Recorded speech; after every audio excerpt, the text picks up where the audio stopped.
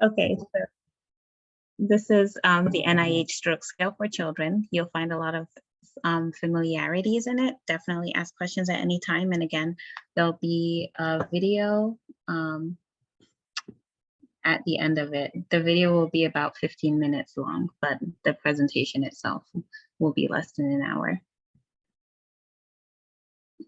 Okay, so NIHSS, why did we decide that this is the best one to use in the pediatric population?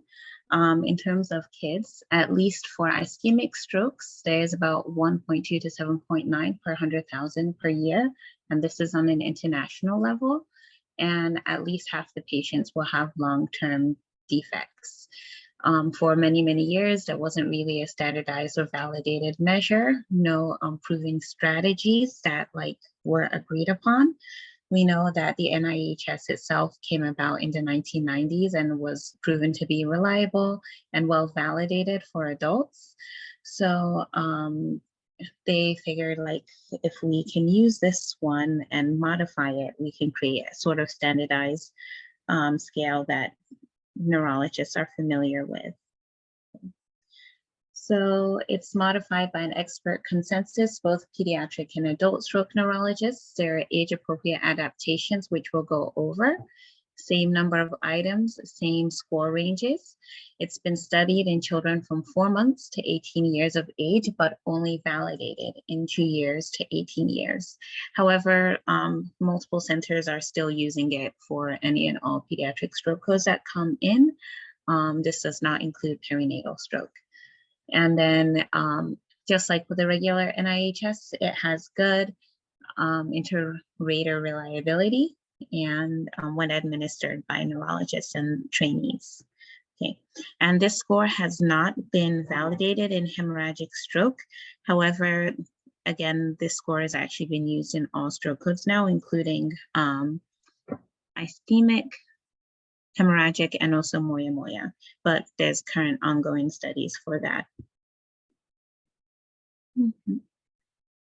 So what does stroke look like in kids? So it's similar to risks in adults, but obviously since it occurs much less, there are more mimickers, and also stroke is more likely to be idiopathic. Some risk factors are obviously heart disease, sickle cell, clotting disorders, vascular arteriopathy, infection, things that you'd think of. And what would it look like? Usually sudden onset of weakness and numbness, vision problems, sleepiness, trouble with speech. In an infant, you might notice that the infant is more sleepy. Yes, infants do sleep all the time, but even anyone that has had children will be able to know that when they feel their infants are more sleepy than usual, not moving around as usual. You might notice that they're moving one side of their body more than the other, and of course having seizures. For infants though, symptoms may not appear until they're about 4 to 6 months of age, and that will show up as one-sided weakness. Okay. And that will also affect their ability to do their developmental milestones. For children and teens, it will be more likely like adults. However, of course, the way they express themselves may feel different. So you might feel like they're more clumsy.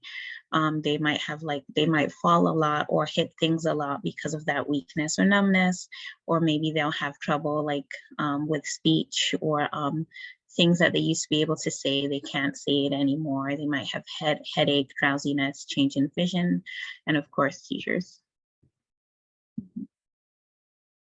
So what do you do when somebody comes in? So what makes you think a person might have a stroke? If they come in, they say they have one-sided weakness, tingling. If you see their face looks all funny, or they suddenly have difficulty with words. For smaller kids, they suddenly can't reach or grab things the way they did before. Maybe they say they have they're seeing things or seeing things funny. Things you also want to get: families medications as well as the patient's medications. Definitely get a history and what they're usually like.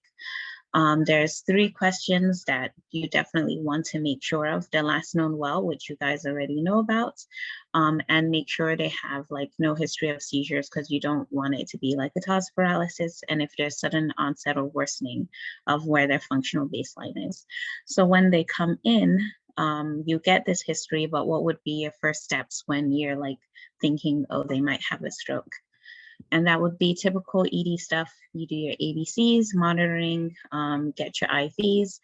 Then you want to try like imaging. Do you need a stat CT? Do you need an MRI? MRA obviously is more supported than CTA. And then of course you want to get your basic labs and perhaps maybe like a UTOX or some other leading factors as to like a secondary cause for stroke.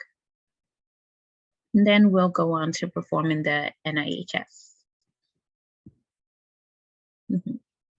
So I'm going to be going back and forth between the adult one and the pediatric one. So we'll start at the beginning. Your first 3 questions are your level of consciousness questions. For the pediatric version, you will there's 2 ways to do it. One way will be to do all 3 questions, and the other way may be having actually to ask the first question and then using that to score the second and the third, which we'll go over. Okay.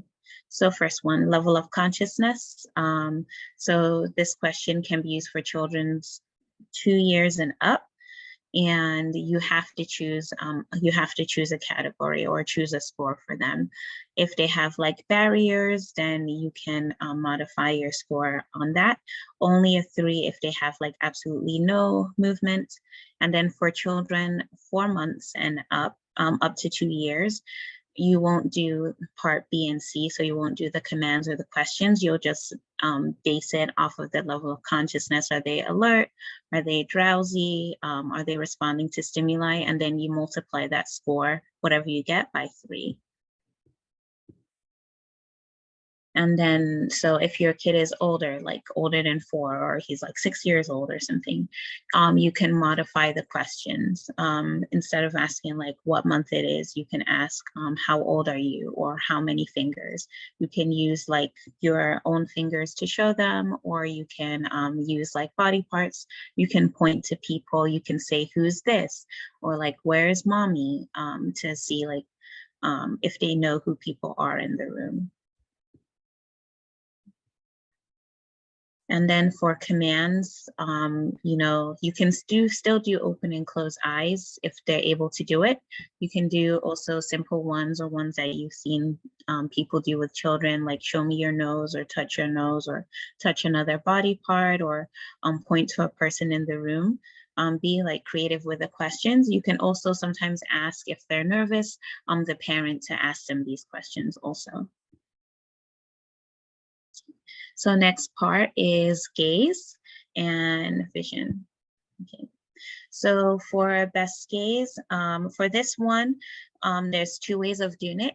It can be voluntary or it can be reflexive, and you do have to score this one. So if the child is able to follow commands, you can ask them to like look at you or look at your finger and trace it. If it's a very young child, usually they're automatically tracking. So you can observe them tracking you or even their parent throughout the room and use that to get the extraocular movements, or you can perform the oculocephalic reflex. And in that way, if you have a normal reflex, if you have a normal voluntary gaze in the horizontal plane, you can score them as normal. If you have partial palsy on one side, or if they cannot overcome midline, then you will score them as abnormal. And then for vision, if they are able to, like if they're older, you can try to do finger counting with them. Sometimes a really good, even 4-year-old, you can ask them how many fingers do you see. Most of the time you may need to do visual threat as well to test their visual fields. So next is movement. So we'll do face and body. So for facial palsy, it's more often that you'll see mimics than true like weakness or palsy in children. So you can ask them the same questions: show your teeth, raise your eyebrows, close your eyes. And you definitely want to observe them passively, maybe have the parent like talk to them and see what their face looks like. And here we can see a baby with Bell's palsy, which is super common in pediatric population. Happens all the time with like random viruses. So you definitely want to like be more on high alert for mimics. And then with the motor movements, it will be the same. You'll have them extend their hands, their arms 90 degrees if sitting, 45 degrees if standing, and their legs 30 degrees. And the arms, you'll try to test for drift for 10 seconds or leg for 5 seconds. You can help them by holding their arm into the position and leading them, or asking the parent to do so. If the child is like uncooperative, say he has developmental delay, or maybe the child is too young, you will have to do by observation. So watch spontaneous movement, watch them as they try to move about the room or in the bed.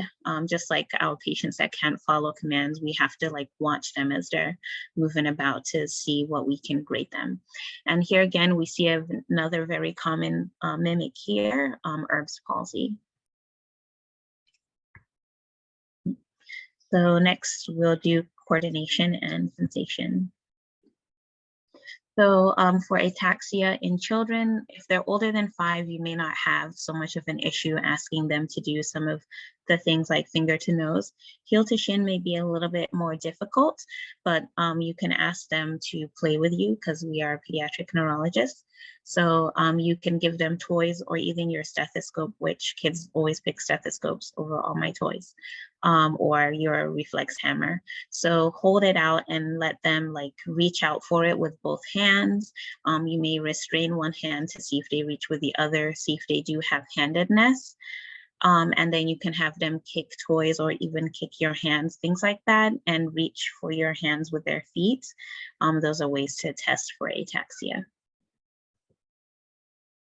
For sensation, even for adults, this is very subjective. So sometimes you may need to continue to do sensory stimulation on the child until you observe. And this will be passive if they have behavioral response. So this will be more of a gross sense. But if you see them clearly like responding or looking at you as you're poking one side more than another side, this will like lead you to think maybe they have decreased sensation on that side. So this one will be more like observation, but if you can, try to assess as much as possible and attempt to score. Okay. So now language. So for kids, if they're above 6 years, you can probably do some reading with them. You can ask them to describe things, and you can ask them to read names on the sheet. For children 2 years and to 6 years, or those who have language disabilities, those that are nonverbal, you may have to base it on observation. So this will be more like following command, simple commands, especially that the parents will provide.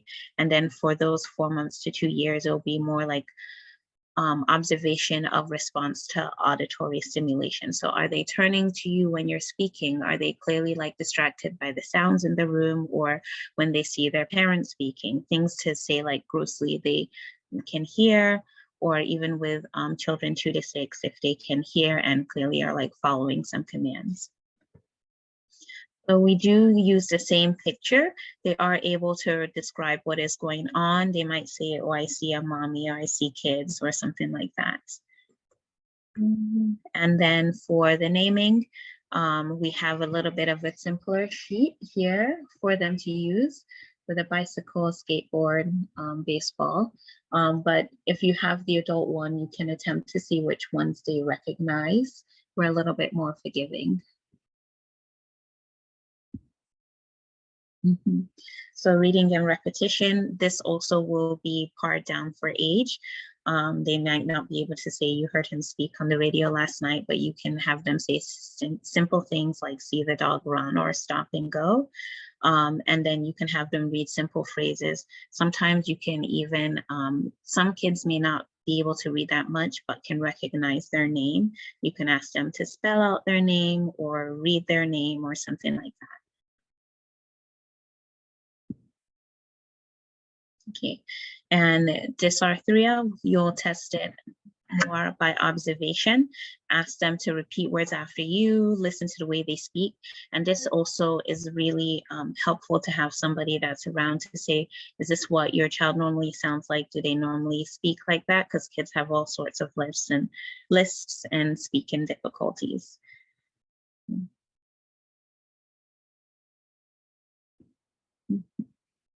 So last is inattention, extension. Okay, so this one, you may have actually already tested it earlier when you were doing vision testing and sensory testing. So for children 2 years and up, you may be able to test neglect. So for example, when you're testing sensation to see if they're really feeling one side more than the other, you may be able to like observe them looking at you. If they're really not feeling it at all, you can mark that as extinction. And then for children 4 months to 1 year, you will have to base your score off of your sensory and motor exam. So this one is potentially always scoreable. Okay, so how would we use it here at Downstate and at Kings County? So for us, what does it look like? So a patient arrives in the ED and they evaluate the patient. They decide that the patient has symptoms that appear like stroke, has one-sided weakness, or he's talking funny. And parents say this started less than 24 hours ago. So they activate a pediatric stroke code. So when a code is called overhead, within the first 5 minutes, the adult neurology resident on service is the one that will arrive to the scene and respond to the code. You will see the patient, see the staff, ask for the last known well, history of seizures, ask if there's sudden worsening. You'll start your Peds NIHSS. During this time, you will not call the adult stroke tending on call. You will text Paige to the pediatric stroke pager, which is written there. You'll text Peds stroke code. And during that time, while you're getting your history, the pediatric resident on call, Peds neurology resident on call, will obtain the attending for you and forward them your information. So within the first 50 minutes, you should know who the attending is, and you should be speaking with the attending and deciding your first plans. So this doesn't mean that every pediatric stroke, at least at our hospitals, will get an immediate stat CT. You'll speak with the attending, tell them what you know, and decide for acute or non-acute intervention. And then we move to the next step. You finish with immediate care for the patient, immediate recs, and you'll hand off the rest to the Peds neuro resident on call.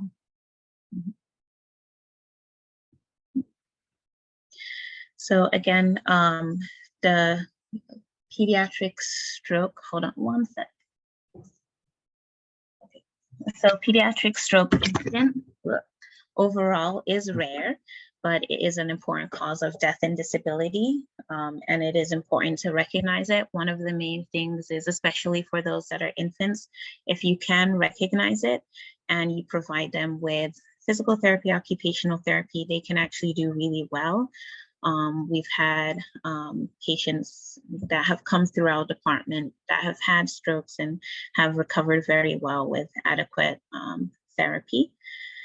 And the Peds NIH is new, and it's actually still being modified and validated. And it's currently being used in an international, like, multi-center study, but it is valid and it is reliable, and people are incorporating it, as this poster here from Washington University in St. Louis. And it's being used to implement a lot of different protocols, including at some places, use of TPA, use of secondary aspirin, use in moya-moya, use in hemorrhagic stroke. Okay. And as we talked about, what are the next steps? What are the different things that we can use, different modalities? Definitely depends, but right now they're creating like centers of excellence and comprehensive centers in terms of like if patients qualify for immediate treatment. Okay, so I have this video. This guy is gonna have like a weird British accent. It'll be about 20 minutes. Any questions before we start?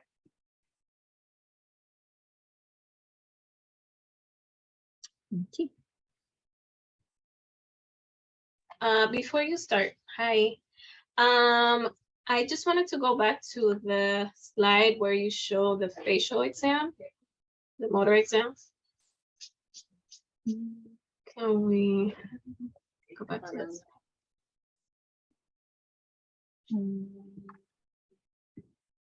This one? No, yeah, that one. Okay, so you said that this is Bell's palsy. This is actually not Bell's palsy. It's more likely to be hypoplasia or agenesis of the angularis oris muscle that looks exactly like that, because you can see the eyes are symmetric. There's no. That was actually, I mean, that is a great differential, but this was actually put down as Bell's palsy from the website I got it from, which is Stanford. So that is probably wrong. It's asymmetric crying face. Yeah. Just wanted to clarify. Thanks. Okay. Anything else?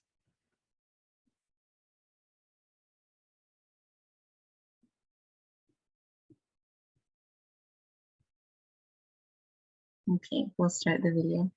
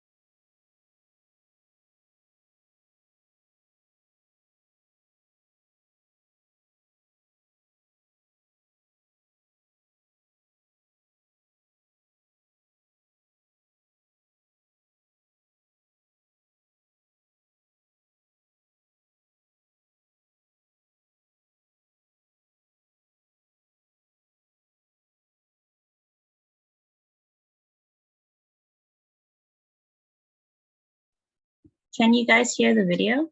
No, we can't hear it, actually. No, can you share your audio that Yeah. sound?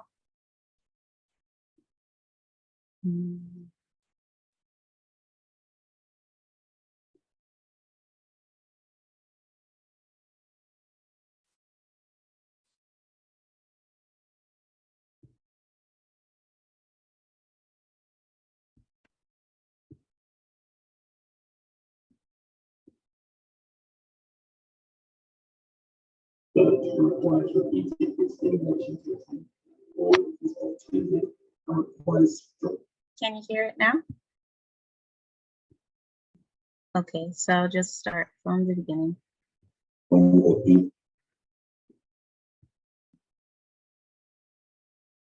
I can't hear anything that's like actual words.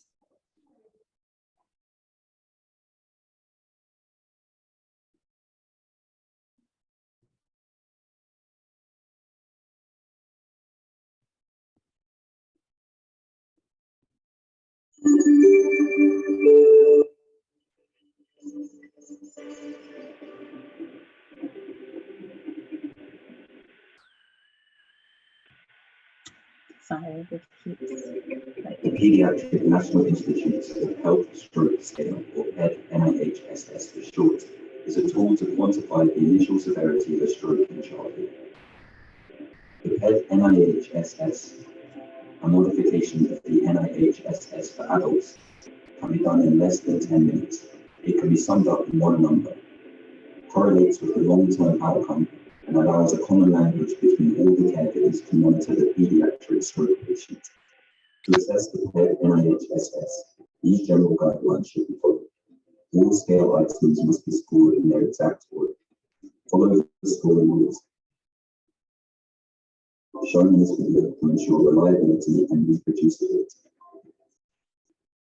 Record the patient's first effort and do not coach the patient to elicit the best performance. Score only what you observe and not what you think the patient is capable of doing. Danny, it's very choppy. I'm not sure if maybe everyone should just be sent the link and watch it on their own computers. Ask the patient 1 to 2 questions or stimulate the patient by touching him, or on occasion, use noxious stimuli to check the level.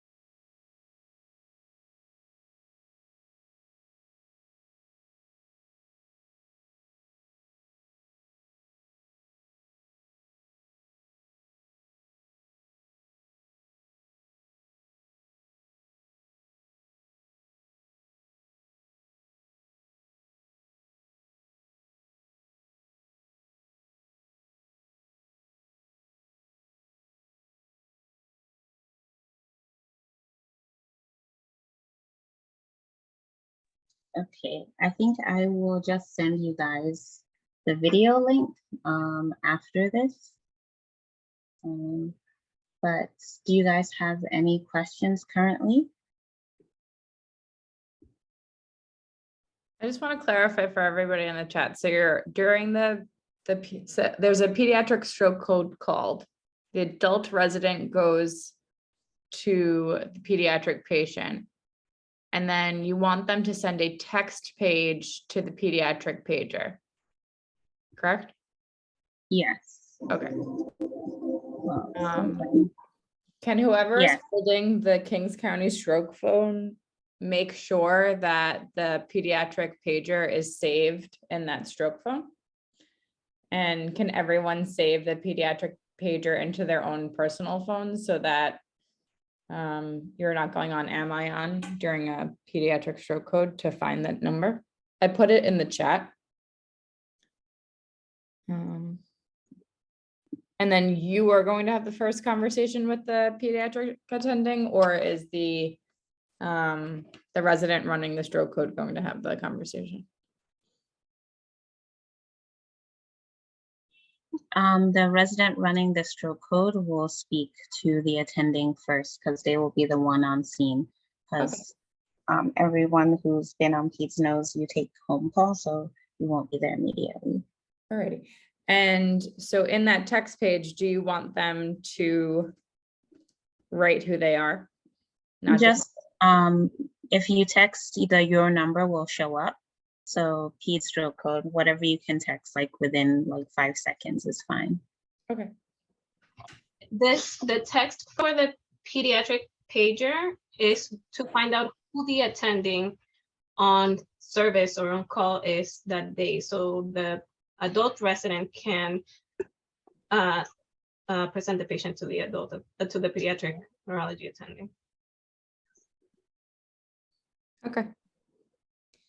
And then imaging is not always necessary in a pediatric stroke code. Correct. It's after a discussion. So you're not trying, there is no like door to CT scan that we are aiming for in this setting is what you're saying. Here is the link, and then I'll send it again to the group.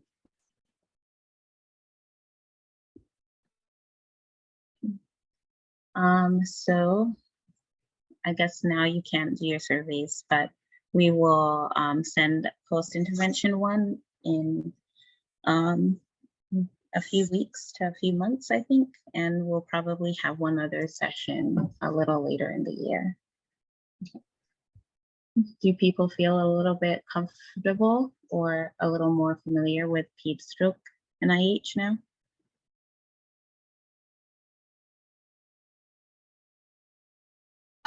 Danny, this is Susan Law from the county. Hello, can you hear me? All right. Thanks, guys. Yes, I can hear you. I don't think that she can hear you, Dr. Law, though. Danny? Sorry, hold on. What are you saying, Liz? Dr. Law has a question. Okay. Hi, can you hear me? Yes, now I can hear you. Oh, okay, great. So, thank you for that presentation. I learned there are just little different things about the pediatric NIH stroke scale, so I love that. Do you want to work on a simulations lab at the county to put that didactic into real setting? That would be a good next step. Okay. Because my understanding is that alteplase is not, based on the TIPS trial, is not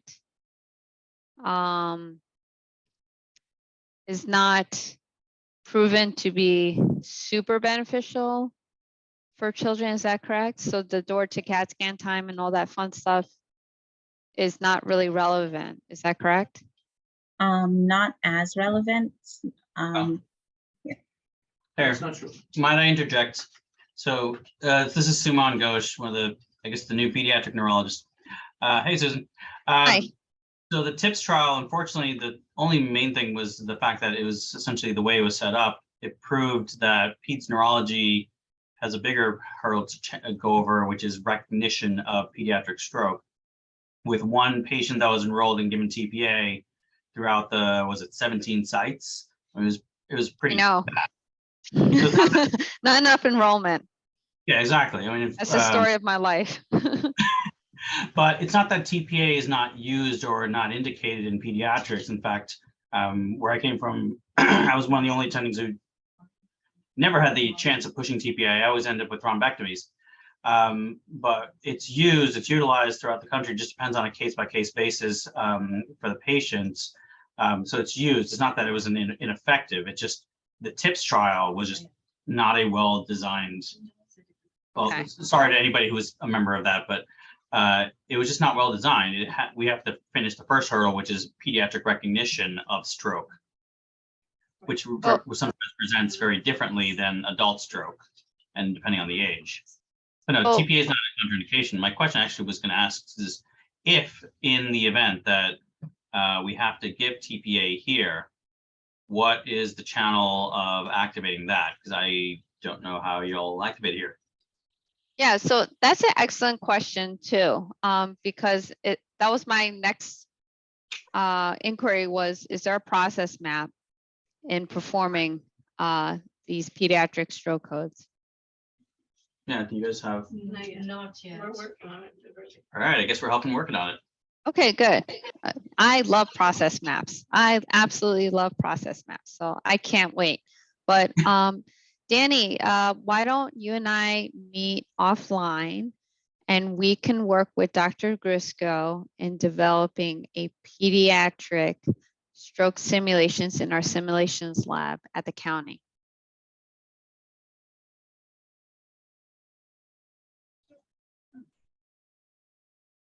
I'm not sure she heard me. No, I heard you. Sounds good. I just lost Okay, my. And good. Susan, would you guys be willing to meet offline as well to kind of like figure out the process for all this? Yeah, I am here all day. I sent you email. Okay, I'll find it. I'm on I am service. here at the county. You come across the street, bring food. I will listen when there's food. All right. Dr. Reznikoff and Dr. Chari will tell you that. I will listen when there's food. Anyway, so, but thank you, Danny, so much for this NIH stroke scale. I learned so much, and I'm looking forward to working with you on a Kings County simulations for pediatric NIH. Thank you. Thank you. All right. See you guys later. Bye.